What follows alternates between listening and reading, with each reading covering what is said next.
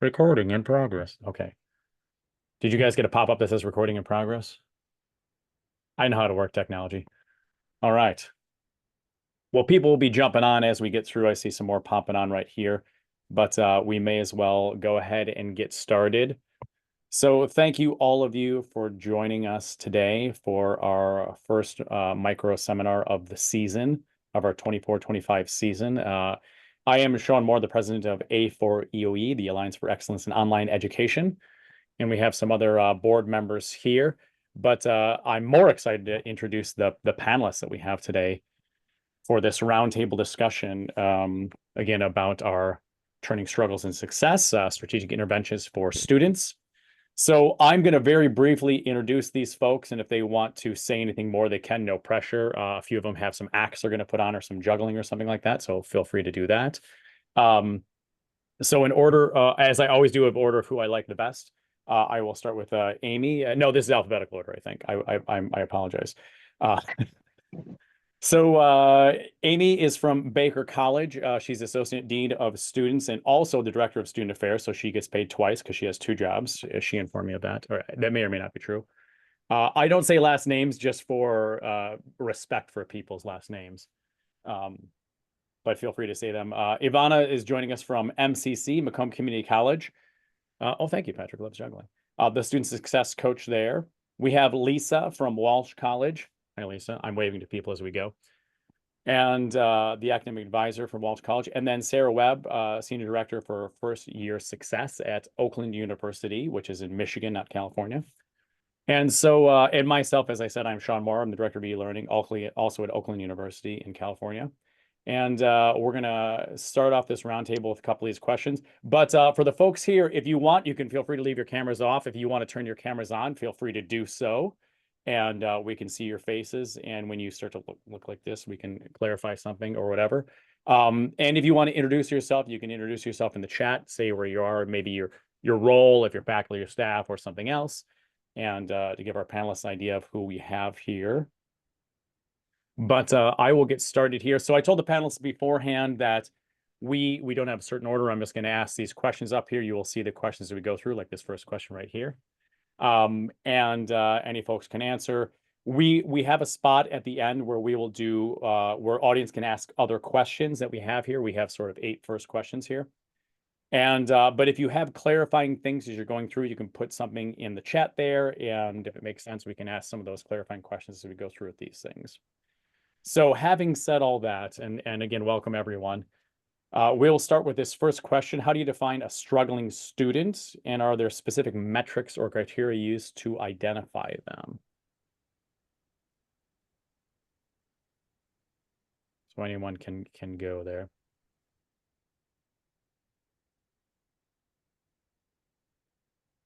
I'll start off.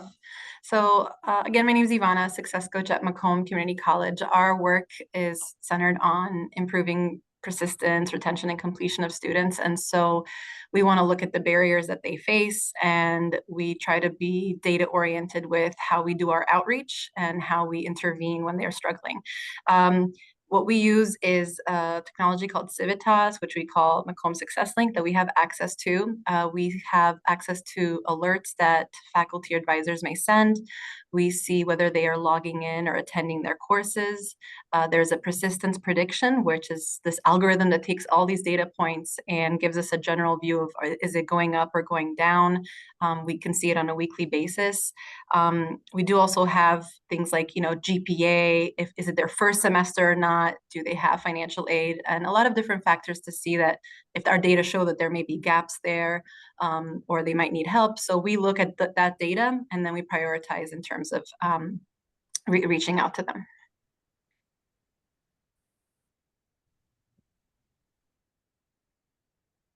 I'll just share at Oakland University, we do not have a comprehensive system that puts all of this information into one space for staff to use, as Ivana was talking about, that Macomb has.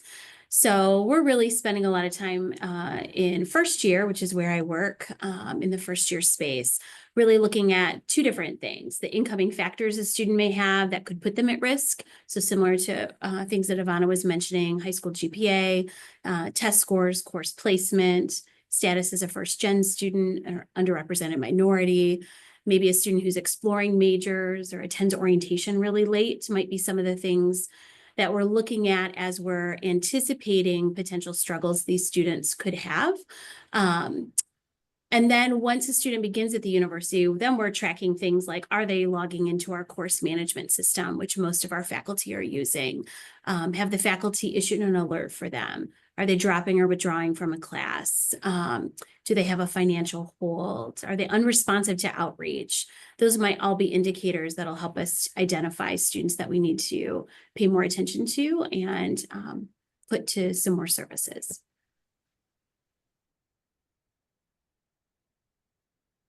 Excellent. Thank you. Anyone else want to add something to it? Looks like Lisa was going to say something. Sure. Yeah, I can say a few things and similar to what some of the others have mentioned.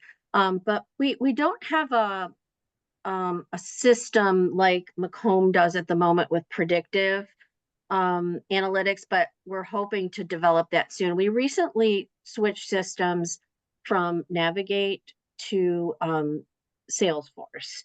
And we're working with Student Success Hub and Salesforce to develop our alerts. And currently we're using like a Microsoft form that goes to our faculty so that they can submit an alert on a student for advisors to follow up on. And other than that, you know, we do also pay attention to GPA, pattern of dropping classes. Sometimes it's just a specific class that students have difficulty or a certain subject. Or it's a pattern, you know, that goes multiple semesters and multiple classes and disciplines. So, you know, that helps us give an idea of how to approach the student. We also do run reports like withdraw, like students that withdraw, there's a reason that they have to put in when they withdraw. And for example, let's say it was medical or financial or, you know, whatever the reason is, sometimes we can approach that student for, you know, more information or, you know, to see if we can help in some way, maybe provide them with a referral to financial aid. Maybe they could qualify for a scholarship they were not aware of, things like that. So that's how we work with our struggling students, I would say. Just to kind of add to that, Lisa, I think it's very interesting. These panels are always interesting because we use Salesforce, but we also use Navigate, and we use them for two separate things. So it's very interesting that you're using Salesforce to do alerts. So that's promising given the fact that we just switched over to Navigate. So always interesting to hear, you know, what other panelists are doing. So, and again, we basically follow the same as everyone else. You know, we have lots of systems that alert us. And then we also have a survey that we send to students. So if they put on that survey that they want more information, then that's how we also identify students who may need a little extra help or who may be struggling.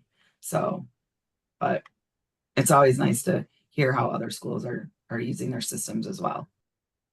We're still working at getting the alert set up in Salesforce, but that's the goal. And then I think it might come up a little later, but hopefully we're hoping to bring in, you know, a variety of different departments so that like financial aid can be involved and, you know, academics and career services. And just we're hoping that we can pull everyone into like a common area where they can view comments or notes, you know, that might be helpful for the student.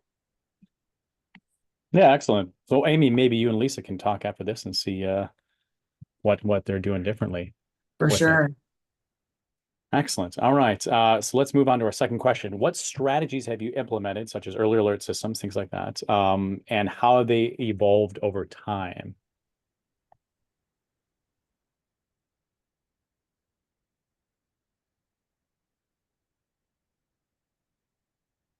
I can jump in on this one. We use Genzabar as our student information system, and we used to use a retention management system that was associated with Genzabar. It was a little bit clunky. It did have a lot of predictive analytics and predictive things that we could use, but then we switched to Navigate, and so we do all of our alerts in Navigate now. So it has a few more features. It's a little less cumbersome in doesn't take like a full retention manager. So, but again, if we really want to use some of these systems to the best that we can, we really need people who are dedicated to working with them. Because most often when you see one early alert for one class, there's likely 2 or 3 other classes that have not submitted an alert for a student. So I think that that serves its purpose by at least alerting us a little bit here and there. So again, that's kind of how we have evolved our early alert system, and we use Navigate solely now. So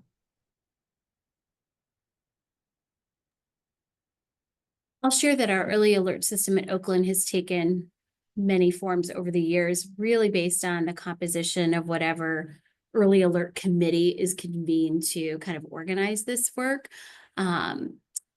My first interaction with this was in 2010 when we had a graduate student who would receive large Excel documents from faculty in high fail courses. And their job was to reach out to these students and provide them support. And that happened through our kind of at the time tutoring area.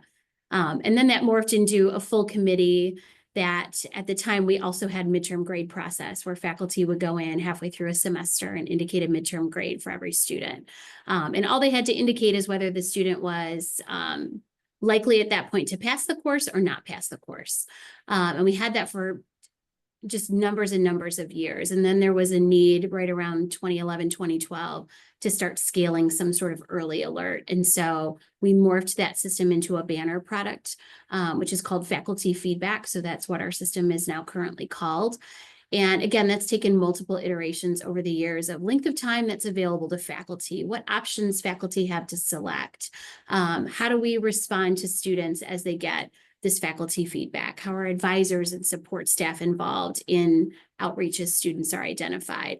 So lots of different strategies over the year, but I would say that the biggest piece has been whatever the composition of that early alert committee is really colors the whatever opportunity we have for early alert at that point in time.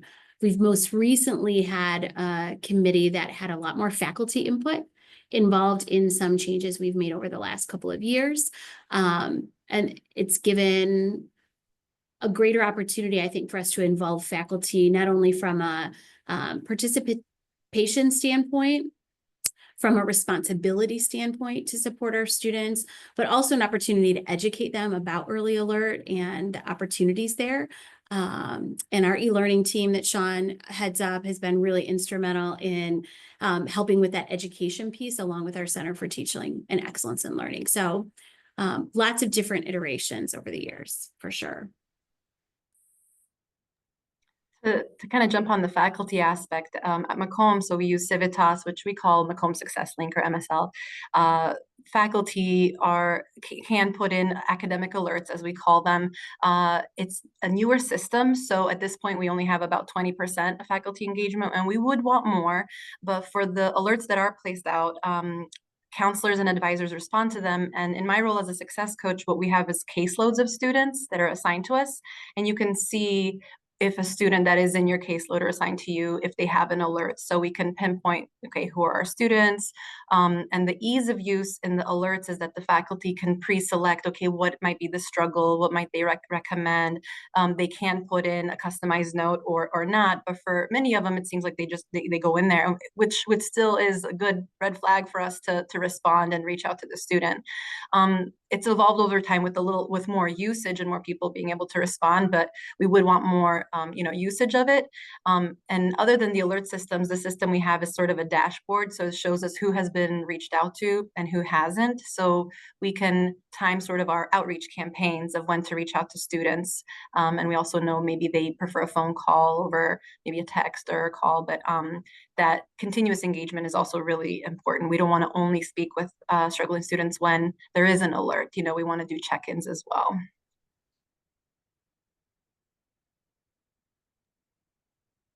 I'll go next if you don't mind. I know we've been talking a lot about faculty alerts, and there are a couple other things in addition to faculty alerts that we also do at Walsh.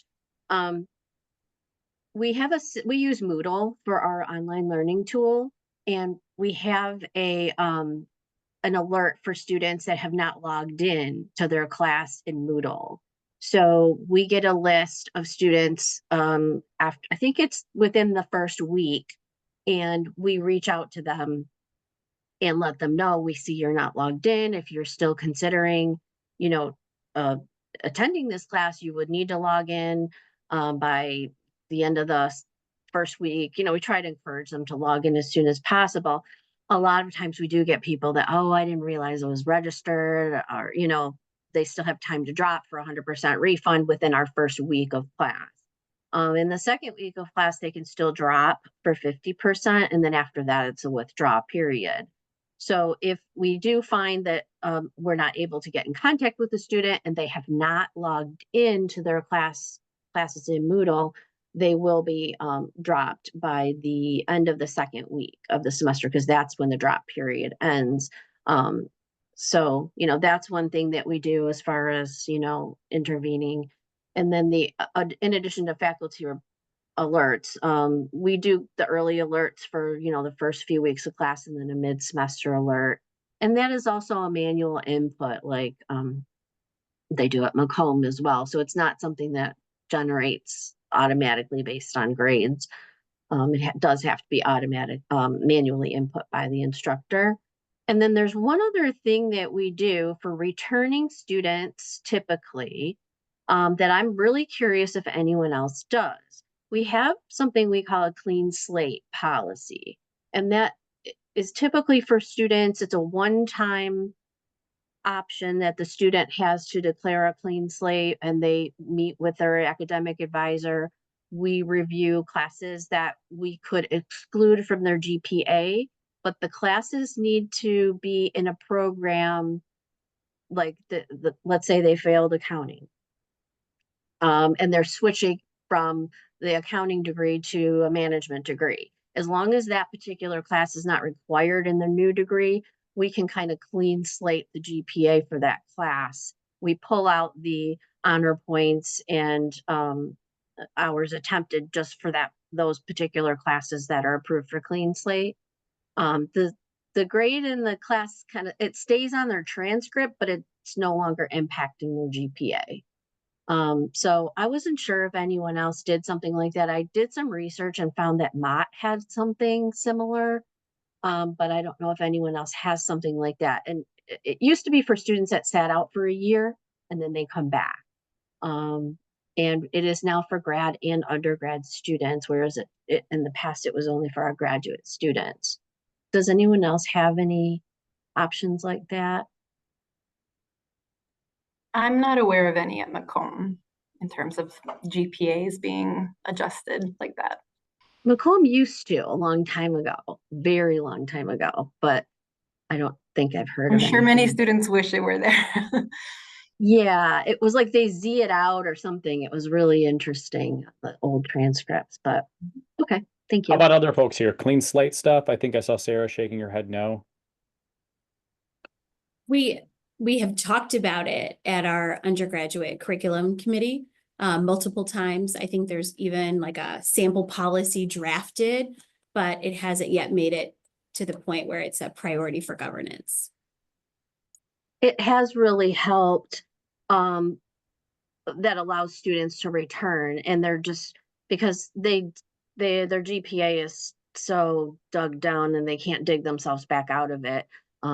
We also have like our grade replacement policies. We only allow for one time grade repeat. So if a student took a class 3 or 4 times, only one of those grades would be replaced. And Baker College has amnesty. So if a student sits out for more than 4 years at a time, like at any one time, and then they want to come back and they have, obviously a lot of really bad grades, then we basically wipe out the Fs so that, they start with a clean slate, basically. So, but they have to sit out a certain amount of time, and we call it amnesty. And it goes through our registrar's office. So they look at it and they're the ones that, take care of that for us. The closest Excellent. we I have asked is I asked in chat too to see if anyone else has that from other institutions. If you know of it, you may or may not know of it, but if you do, certainly let us know. All right, let's move on to the next question. What role do faculty, advisors, and support staff play in supporting early intervention efforts? And if you can also talk a little bit about training resources provided for them. And if you have some stuff online that's available to other folks, you can share some resources with that too.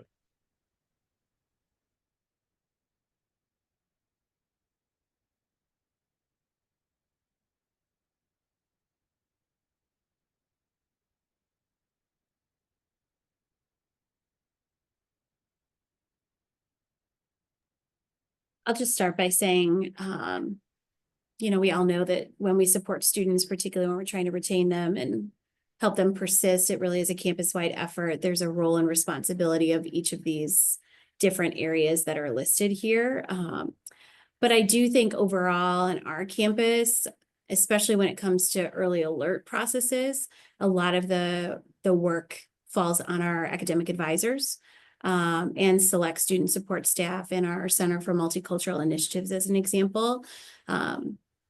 Given the fact that these are folks who likely have a pretty long-standing relationship with students, might be more apt to understand a more holistic view of what's impacting them academically. Those folks are generally more connected to campus resources and support that they can refer and support students in their efforts to use those services.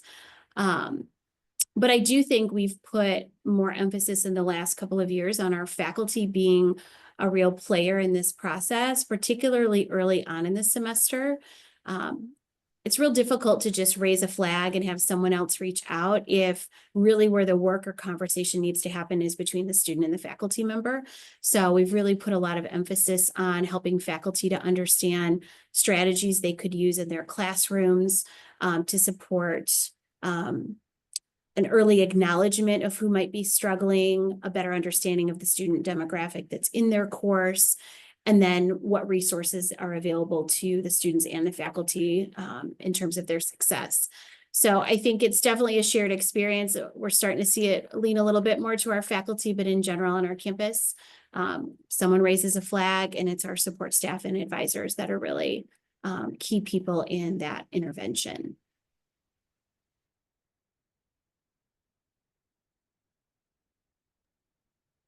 Baker College actually uses student success teams. It's something that we implemented back in early fall, end of the summer, early fall. And so a student success team has the director of student affairs and then all of the academic advisors on that particular campus. And then it also has a career services person, a financial aid person, and then our disabilities person if the student has accommodations of any sort. So we try and have a wraparound service for those students who are struggling and who we know, need early intervention efforts. So we meet each week. So those students kind of stay on a list. So if something comes up and that student might need something, we have the whole team there that can, kind of, they take their certain parts of whatever that student may need. We also have a care referral system. So we have a care team that also gives us a lot of information on students who are struggling. And those are also opportunities for us to make some interventions that we typically would not make. So we sometimes point students to UWIL. So that's one of the services that we have. It's teletherapy. So if students need counseling of any sort, we point them to that particular resource. I think that's been super helpful. We've had a lot of students utilize that particular tool. And then we also, like I said, we have the care team and that we have care team folks that also reach out to students. So we have a lot of different data points that we receive information for struggling students. We also have the same with our residence halls. So we have residence hall folks that also help with, the type of things that happen in the fall when, your student leaves to go to college and first time out of the house and all those other things. So we have a lot of input and it's not always academic. So we try and make sure that, there's a couple sides to each area. So we have an academic side and then we have a wellness side that incorporates our academic advising, our tutoring, our care teams, all of those types of folks. So we try and make sure that students have a wraparound services that encompass all of the student success parts, right? So that's kind of how we look at it. At Macomb, we have lots of those elements where we're aware that some of the barriers may not just be academic, but also personal. So we're very collaborative with, when faculty, do an alert, or maybe in their syllabus or first day handout, they've listed resources.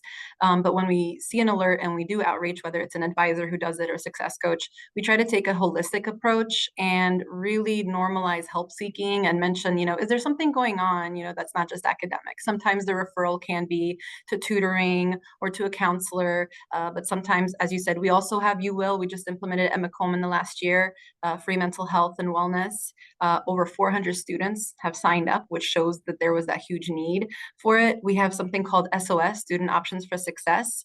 So it can be emergency funding, connection to transportation, utilities resources. We have a food pantry as well. And if it's not funding or support that can be provided to Macomb, at least a student fills out a form, and then our SOS office helps connect them to those resources. Because if that's a personal barrier, let's take care of that so that you can, succeed in school.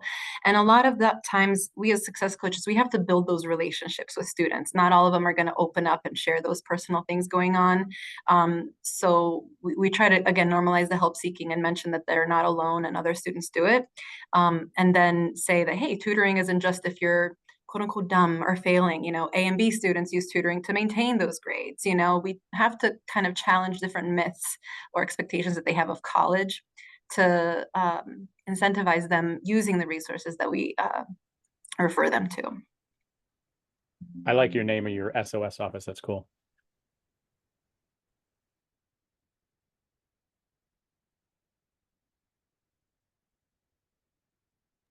Any other thoughts on this one before I move on?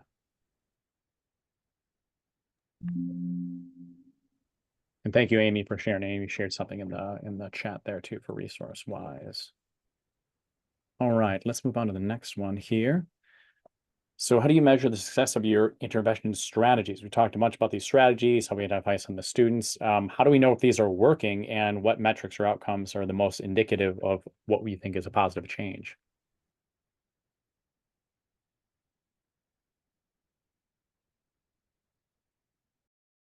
And don't worry, we're not going to say that you're not being successful as you do this. We're here to support you. The simplest way that we look at it is retention, persistence, and completion. Are they completing a semester? Are they registering for the next semester? Are they, persisting in their enrollment? And then are they completing their degree and certification? And so also we look at GPAs, beginning and end of semester. And a lot of the pilot work that showed that this kind of outreach with success work coaches helps, and holistic work, is the more touch points we have with students, the more that they will, respond to the outreach and use the resources and see this kind of improvement. But pretty much it's the semester to semester, year to year, and completion rates. And when we disaggregate a lot of that data, we also sometimes see equity gaps. And we have different initiatives and strategies to, support students in that sense and improve belonging. But we do try to be very data-driven and data-oriented. And I'm just gonna ditto everything she just said. That was eloquently put. We do the same. So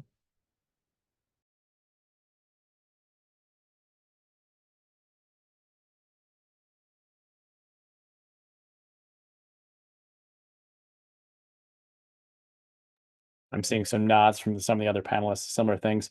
Let me ask you this. Have any of you ever surveyed your students asking about your specific intervention strategies? Said like, all right, we're doing this. What do you think? Is it working? Are there things we can do differently? Can you talk a little bit about that?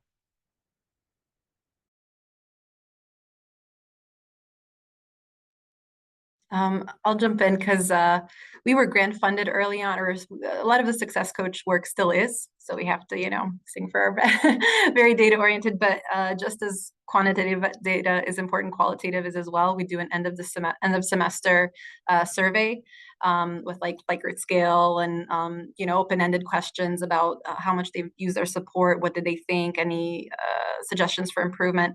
Some students would say, oh, I didn't know I had a success coach, or I never checked my email, or what do you really do, which showed us that maybe the communication could be improved. A lot of times they did give that positive feedback of, oh, it really showed somebody cared, somebody was tracking me. It's not just an AI chatbot, or something filling up my email. And sometimes they did say, I was bounced around, or this department didn't help, or they did. So, we want to tell them that their feedback is valid, and say that we will try to improve those. But those surveys are also are always very eye-opening as well for the qualitative data. I would just add, and this also kind of piggybacks on a question in the chat as well. We're taking a look right now at using different strategies with the different level students. So this may not apply to Macomb, but like our undergraduate students and our graduate level students, they have different needs, they have different barriers, they have different issues that come up.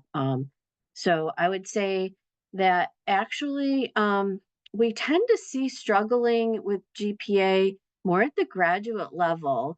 Now, Welsh is kind of unique in that we are an upper division undergraduate school in turn, we also have grad degrees, but at the undergraduate level, students don't come into us right out of high school. They have to transfer in. And so we're one of like a handful of upper division colleges in the United States. So we're kind of a unicorn in that way. But most of our students that do come into Walsh have that experience already at the community college. So they have to transfer in.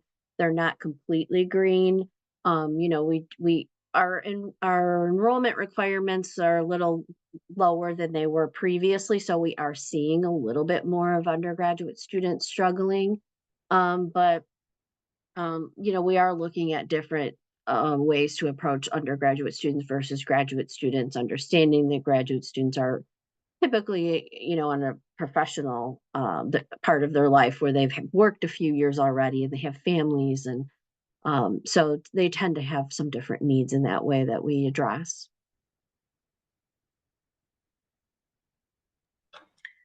Thanks for pointing that out, Lisa. And Patrick, good question, because in the community college space, we have a lot of non-traditional students, adult, over 21, over 25, a lot of them needing more financial aid. So we have to also help them navigate those concerns.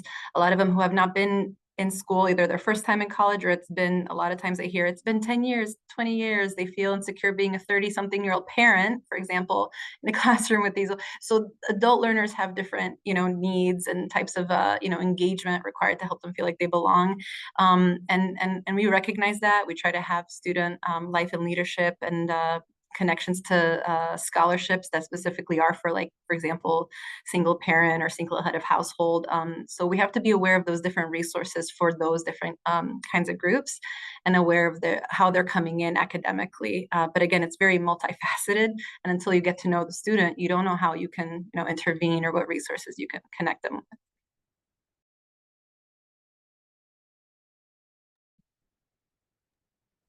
I would say when we're thinking about success of upper level students versus maybe our entry level students, we look at our retention rate compared to graduation rate. We lose about half of our students after the first year, but then the other half of who we lose in the upper years, in that sophomore, junior, senior year. And the experience tells us that most of those students aren't necessarily leaving because they're academically unsuccessful, but they're experiencing a lot of the barriers that have been talked about already. The need to work, the balance of work and home, other obligations, a lack of motivation as their degree continues, too long to accomplish the degree, so other things have to take a priority. I think there's a lot of other challenges that come into play once a student gets up in their years academically, but generally it's not, the first issue isn't always academics when they reach that junior, senior year. They're hitting other barriers that need to be overcome. And because for a student to get to a junior or senior level, they've generally likely had some success. They're accumulating credits, they're moving forward in a program, maybe not as quickly as they would like, but that's happening. So it is a different need than we see in the first year, when there's all of those factors, but also those academic transitions that are so important.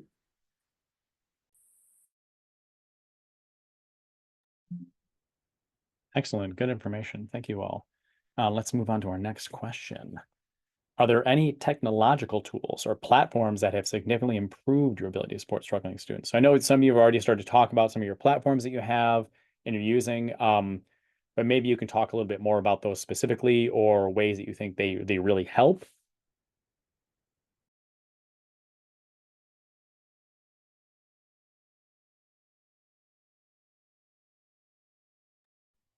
I'll mention one of the successful ones we have. It's called Cadence Mongoose, which is our texting platform that we use. We have seen, and we did basically kind of like practitioner research, that students are not always checking their email. They may or may not respond to phone calls, although those tend to lead to more meaningful interactions, but texting is a really big one. And I don't think it's just generational. It's just more a reflection of the modern age that they are responding to texts. They're less formal. They are more responsive. They appreciate that they have it kind of right in their hand, and they're not very information heavy. And sometimes what we try to do is prompt them to check their email with that text, or just do like a general check-in. And we have this cadence of check-ins with them. So for us, the texting has been found to be very successful. One of the challenges of it, I'll kind of get ahead to that one challenge question, is that a lot of students ask if we're AI or chatbots. So we try to say, you know, AI gets so good at sounding human that sometimes humans sound like AI, but we say, I promise I'm real. I can call you. Here's my bio on the page. You know, we're trying not to speak too formally. One of the things we try to do is use emojis, you know, again, be professional, but not have that super highly formal higher education, you know, technical terminology in the message. Just be like, really check in and talk about tutoring. And again, we try to use like, there's like behavioral science, you know, to try to how to normalize help seeking, how to motivate them, how to help them know that it's there. And texting really seems to be a big successful kind of channel of communication for us with students. Thank you. People say I'm AI too. I don't know why. It's because I got 15 fingers on my one hand. Ivana, there was a question if you could put in, you said it was Cadence Mongoose. Can you type that resource in chat? There was a request for that. Usually put the name of that in there. We are also using texting now out of Salesforce. And it is manual. And I was going to ask Ivana if some of the texts, are they set up to run automatically, or is it just manually entered by the advisor or person trying to reach the student? So very good question, because it's new right now. It's a lot of it is manual, and only the success coaches are mostly using it. We are looking at more advising and counseling doing it, or different departments having texting campaigns. We do have automated messages that are set up based on targeting the student population, right? When is their class? When is the drop deadline? You know, when is the check-in due? So we can really target it. So it's not just like too much of a blanket approach. When they respond, we can have automated responses. Like sometimes it's just a yes or no. Do you have a question about this? If they say no, it's not flagged. But if they say yes, then there's a manual response. And then when we interact with the student, we put that note in our Civitas platform. So if anyone else, counselor, advisor, whoever interacts with the student, knows that there has been that conversation. We are trying to scale it up and find ways to, as part of our strategic plan, make it more automated so we can get more students. But again, without it reverting to like an AI, you know, mass email kind of mass campaign thing. So that's something that we're currently working on to kind of scale up and expand. We're using it right now, basically kind of, you mentioned check your email. Like, I sent you an important email, can you please check it? So and I also do take that in consideration. I don't want them to think it's like a robot. So I try to make it kind of friendly. Hi, this is Lisa. I'm your advisor. I sent you an email. Can you check it when you get a chance? You know, real friendly kind of. And that usually works pretty well. So I'll share that Oakland University has been very averse to texting students. We are not in the 21st century. Our enrollment management area has been texting students enrollment management messages for a couple of years. So your bill is due, it's time to register, your admission, you know, application has been decided, please look at our portal, those kinds of things. The First Year Advising Center where I work just has undergone a pilot in these last couple of months of texting because the university a couple of years ago bought into Mainstay, which is a chatbot software company. And so we've got a chatbot on our enrollment management pages where just anybody can go in and ask a question, and our Grizz will answer that question.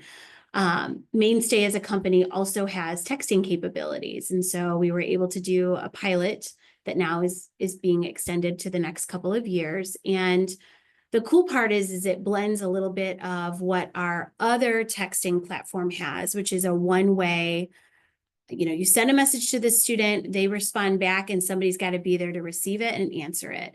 And we were not interested in doing that. We wanted something that was more like Macomb's talking about, where we could program messages and have responses based on how the student is responding. So Mainstay gives us the pleasure of all of that. We're able to do scripted campaigns that we can, and we're using it as a retention initiative in terms of we're not telling them about deadlines. We're not reminding them of things. Instead, we're saying, it's 3 weeks into the semester. How's it going?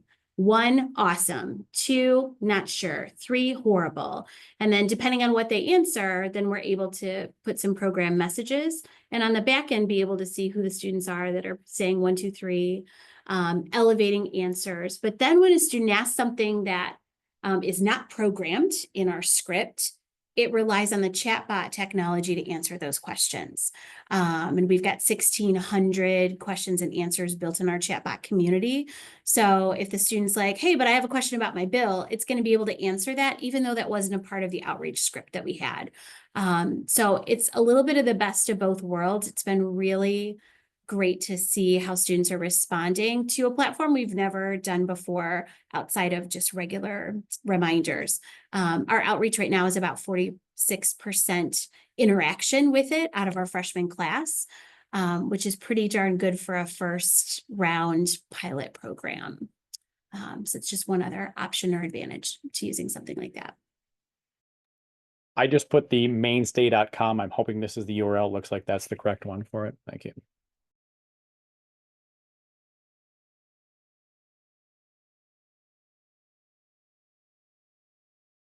Any other fun tech tool things or platforms, things like that, folks want to share that they're doing?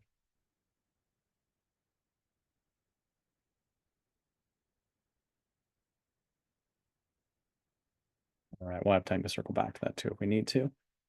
So what has surprised you the most about how the students respond to intervention programs, like shaved heads, haircuts, things like that? It could be really anything. And how has this influenced your approach?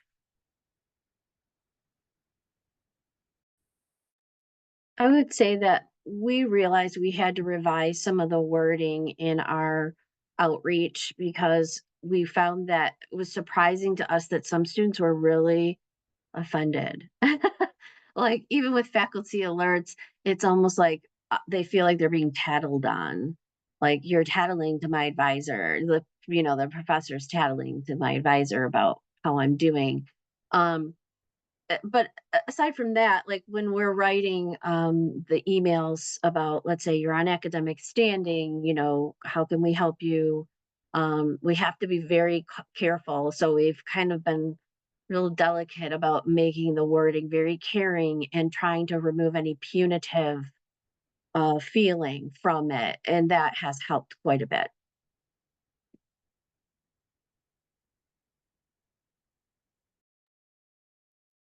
I will say that we too have tried to do that because again we've had some people who have not been super thrilled that we had reached out because I think they thought they were doing better in the class than what the professor thought. So I think there was some academic concerns, but I will say that we try and use the student first approach. So whenever we do that, even with we've had some medical concerns come up, we've had some military concerns come up where students have had to leave programs. So I think overall, we just try and be, you try and be yourself, right? You try and make sure that you follow up with students. If they have a sick child or something happened to them, just following up that second time, like a couple days later saying, hey, I'm just checking in. I know that, you're struggling. I know you had a lot of things go on this week. From that standpoint, I feel like we've really made some inroads with some of the students. Even some of the people who were upset when we checked in the first time, I think we were able to smooth that over so that we could tell them, hey, you know, we are a real person. We do care about you. We care about your success. We want you to do good, and we want you to, you know, have the options that you need for the time period in your life. So I will say, you know, we've kind of been on both sides of the spectrum of that. So I think just reaching out in the caring perspective has just really helped us, you know, move forward with some of the students, even some of the students who were upset at the beginning of the outreach. It's more of a minority reaction, but we have had those in terms of being the upset at the alerts. I even had one student say, you know, is my work ethic being, you know, put into question? You know, I only didn't, you know, submit one assignment on time, but I have a B plus, you know. So the way that I try to frame it is when I call or reach out to a student, I don't immediately start off with, this is an academic alert or an early alert. I'm checking in, I'm asking, and if they mention it themselves, they might mention it. And then I can say, you know, your professor really cares about you doing well. They sent this academic alert. It's a little bit more casual rather than I'm reaching out because there's this red flag in your account. And I really second what Amy said in terms of the follow-up, right? That is not the only time that we reach out to them. We want to follow up. We want to see how is it. And if it led to a referral to a tutoring service or whatever else, we want to follow up. Hey, did you have any questions about it or did you use it? So overall, it helps us make that connection. And if it's not the only reason that, you know, we're interacting with the students. So we also try to be very careful with the language that we use, because alert, you know, and you know, academic progress, you know, it has scary connotations, and sometimes it's just one small assignment, and sometimes it is very valid, and we can say, if you need flexibility because you had something personal going on, let's ask the professor because they care enough to send the alert. And I try to tell the students, not every professor will even send one, you know. So it's about reframing it, about how much, you know, it's something from a point of care for their success. I think the faculty too, we've had a lot of faculty who notice that some of the students are doing really good. And then all of a sudden, like something happens and they drop off. So they'll submit an alert. And then the advisor is like, so do you want me to call this student since they're still getting, you know, a B plus? And again, you know, we've had to do a little bit of training around that to say, yeah, we want you to reach out and just double check and make sure everything's good. And just say the faculty, you know, the faculty member, you know, said that you were doing great in the class and just really wanted to check up on you because, you know, you missed a couple assignments. Is everything going okay? So there's some training that comes in, even on the off chance that, you know, we're trying to make every student better, not just the students who are super struggling.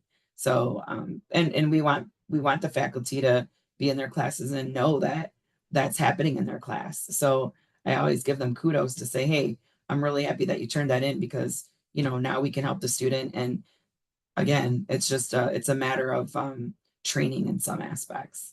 So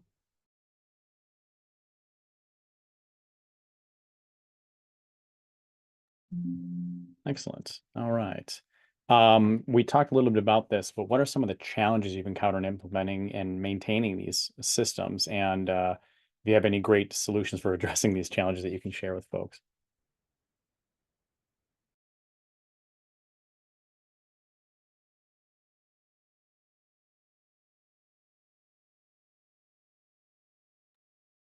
I think one of the challenges that we have, and this is probably because we don't have a comprehensive student success platform, is that we have a really hard time closing the loop as alerts and interventions happen. You know, faculty will indicate an alert, an advisor will reach out, but then the faculty is like, so what happened? Did anybody do anything? Did anybody talk to the student, get a hold of the student? Did they use service? So I think that creates a situation in which our faculty aren't always as willing to participate because they don't know what the outcome is going to be or what the next steps are. They don't get validation that the work they put in to issue the alert produces some sort of strategy or intervention. So I think that there's some challenges with that when we don't use a system that allows us to really like wrap it all together in a nice bow and be able to then report that information, right, about how we've closed the loop or not closed the loop in certain situations. And then I'll also say one of the other challenges, I think, especially when we think about alert systems, is that our current process means that faculty have 2 weeks to submit alerts, weeks 3 and 4 of every semester. And that produces a really high amount of alerts for really high caseload advising situations. So when those alerts are going to advisors, particularly in the first year, we'll get 900 student alerts in 2 weeks for our team of 9. And so when you think about trying to keep up with that and make sure, kind of back to the other question that we just answered, make sure the alert is like, I don't want to say important because they're all important when faculty are indicating something, but that they rise to the level of what's the priority? And we'll have a lot of faculty who are like, oh, they didn't do well on this first low stakes quiz that really isn't calculated into their grade, and they'll issue an alert. But then the student, by the time we reach them, has had 3 or 4 more things and they're earning a really good grade in the course. It's different than a student who's like never shown up, has turned in really poor work over and over. And so it's hard for our teams to decipher what's most important when they're getting all of these that are delivering at the same time. So those are a couple of challenges that, we mitigate in different ways, but I don't have like a foolproof solution to answer that last question, John. I'll say when we have our alerts, there's a resolution. So when we resolve, whoever has made it sees that resolution and they'll get that note from either a success coach or an advisor. So they do have that kind of closing of the loop. And then we will try to, to follow up. But as I mentioned earlier, so far we only have about 20% of faculty using it. So we would want more buy-in, more usage, and that's kind of above my pay grade in terms of that's part of the provost and the ADs to get that training, because they really are the front lines of interacting with the students in the classroom. And as my manager also said, we wouldn't want a swing to 100% usage, because then we'll be overloaded, as you said, Sarah. Like, how do we even prioritize that? We have also seen some professors use it when maybe communication between the professor and the student might just be better. Just a single assignment that hasn't been turned in or that's late. If it's early on in the semester, that's priority. But for every single time, I've had students say, look, I'm reaching out because I need to resolve this alert, but I understand it's a little annoying, that the professor isn't just reaching out to you, but rather doing this kind of roundabout way. So the training can improve, but more buy-in, more usage on the faculty side would be really ideal in our case. Yeah, to piggyback on what you're saying, I know when we were doing alerts on a Navigate before we switched to Salesforce, there were some times when we would get really like the student missed a discussion post, and we're like, okay, that's like 2-3 points or something, and the student's like, yeah, I know, I missed it. I couldn't make it that day or something. So it was a little bit like, well, what let's train the faculty to use it for, certain concerns, but maybe others, it's not quite as important, so that's also the other side of the coin, I guess. All right.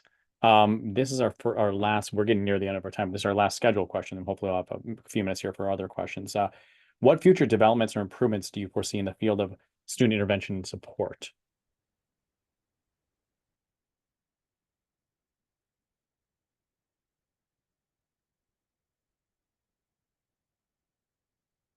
I would just say that like systems will probably get more sophisticated so that, like I mentioned earlier, like more departments can be involved and the feedback will be more clear, like for the faculty alerts as an example. So, because there's certain things in notes, if we have these siloed systems, no one sees, like, career services can't see my note that the student's interested in becoming a CPA, or so something to that effect, or they're struggling financially and financially doesn't know, oh, they might be eligible for something. So I think that the more connected we get, I mean, I guess there's certain things you do need to keep confidential or separate, but there's got to be a better way, I think, and hopefully that will come into being.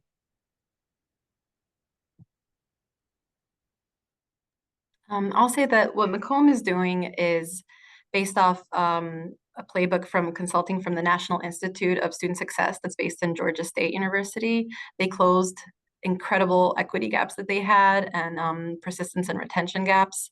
And so they consult what we call D3C3, or Detroit Drives Degrees Community College Collaborative. So NIS has basically given us their roadmap, their game plan for how they have been able to do that.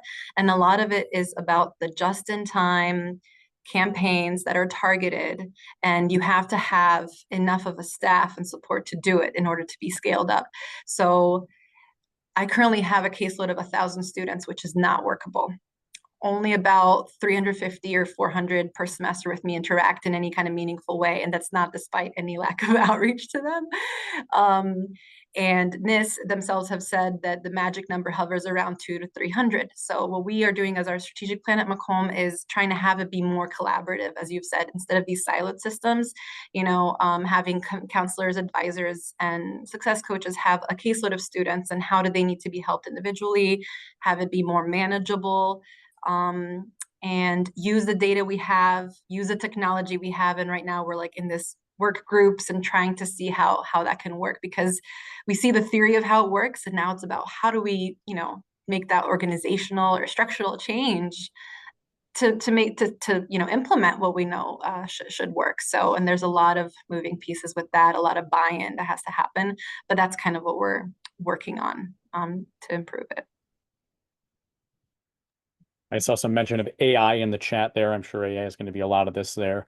Quick question for Patrick. Are accrediting agencies mandating these types of systems? Do any of you know? I wouldn't think so offhand. I've seen a few no's. I don't know if any accrediting bodies are mandating that. I doubt it, but I think they would be impressed. The Higher Learning Commission would be impressed based on the scope of the early alert systems and seeing how measurabilities are identified in terms of retaining students, and especially the mental health issues as well, the wraparound type services. That would be my speculation.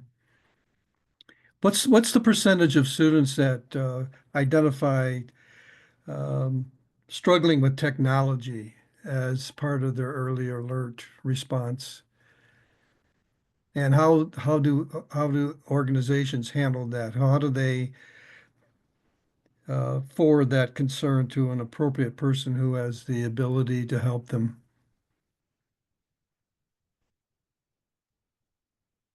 I will say at Baker, we do that kind of on a case by case basis, especially with the technology, because most of our academic advisors are very seasoned and well trained to help them navigate into getting into their courses, getting into their email, all those types of technological issues.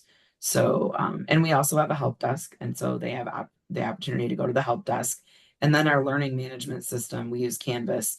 That is actual. There's a help feature right built into it, so they can just log in and they can chat with someone. I think it's 24/7. They can log in, chat with someone about whatever issues they're experiencing in their class or with their Canvas shell, and also be helped in that venue as well. So we have a lot of help type features out there technologically. So, but that's a great question. Yeah. Is anybody aware of an educational institution that actually requires both full and part-time faculty to use a early alert system? Lisa, I think, mentioned 20% of the faculty at Macomb. Is that full-time?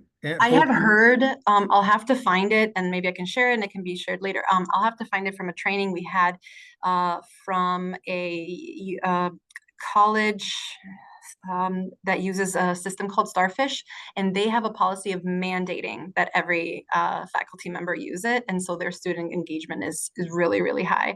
I think they're a smaller college, so it was more doable, and we've considered that in terms of mandating, but it's a little bit tough. I know O used to do it for, what was it, just a certain level class, like 100, 200 level classes, wasn't that, Sarah? But I doubt we got 100% doing it. That was when we did midterm grades. You had to do midterm grades for 1 and 2,000 level. There is no requirement. And the current philosophy that the university has is to kind of steer away from the idea of a requirement. Remember, our early alert is a 2-week time frame. That, you know, the notion that every single class has someone who struggles, I think absolutely, but not, our faculty don't always buy into that. And so we've really wanted the faculty to play a role in reaching out and being supportive to students. And sometimes that means they're not issuing an alert, they're handling it on their own. And so when we get to the requirement piece, are we checking boxes just to check them? I think there's a lot of debate in that space. We've also thought about specifically maybe implementing it for our high drop or withdraw or fail courses.